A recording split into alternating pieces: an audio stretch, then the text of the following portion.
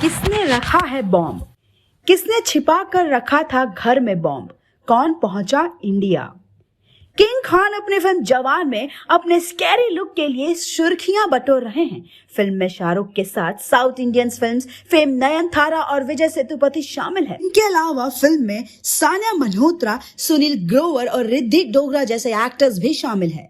जैसा कि हमने आपको पिछली वीडियो में बताया था कि कहानी में रहमान यानी रशीद नाज लीडर को हिंदुस्तान जाने के लिए कहता है। कहानी फ्लैशबैक में जाती है, जहां अभिमन्यु यानी शाहरुख खान अपने बेटे आरव यानी वरुण बुद्धदेवा के बर्थडे पर घर आ रहा है।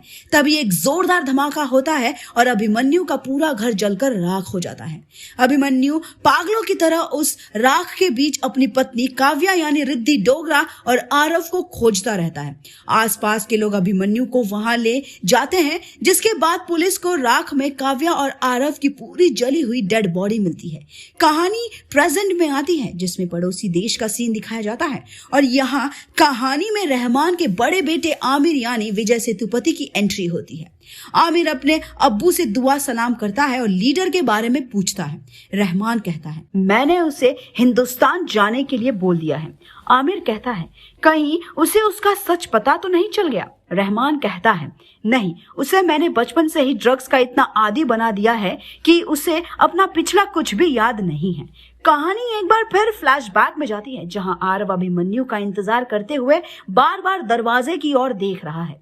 तभी डोरबेल बजती है। काव्या कहती है, आरव देखो, तुम्हारे पापा आए होंगे। आरव दरवाजा खोलता है और सामने आमिर खड़ा है।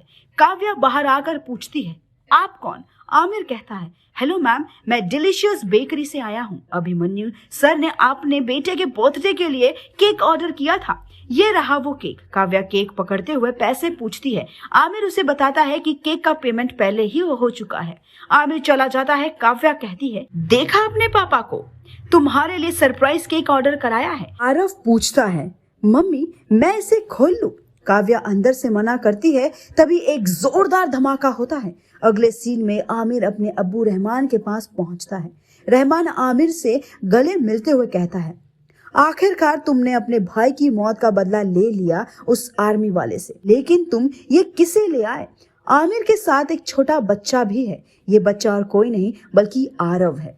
कहानी एक बार फिर पीछे जाती है, जहां काव्या के मना करने पर आरव दरवाजा खोलकर बाहर देखने लगता है। तभी आमिर वहां आता है और आरव को किडनैप करके किसी दूसरे बच्चे को घर में बंद कर देता है और अपने पास रखे बॉम्ब के रिमोट से बॉम्ब ब्लास्ट कर देता है।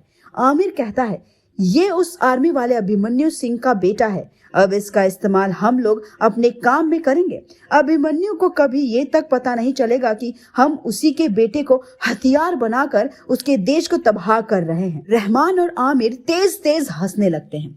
अगले सीन में लीडर हिंदुस्तान जाने की तैयारी कर रहा है।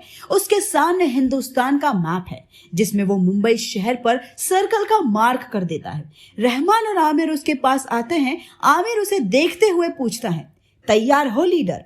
लीडर आमिर के गले लगता है और कहता है, पिछले 15 साल से ही मैं उस मुल्क से अपना बदला लेने के लिए तैयार हूँ। लीडर हिंदुस्तान जाने के लिए रवाना हो जाता है। अगले दिन लीडर फर्जी वीजा और पासपोर्ट से हिंदुस्तान में दाखिल हो जाता है।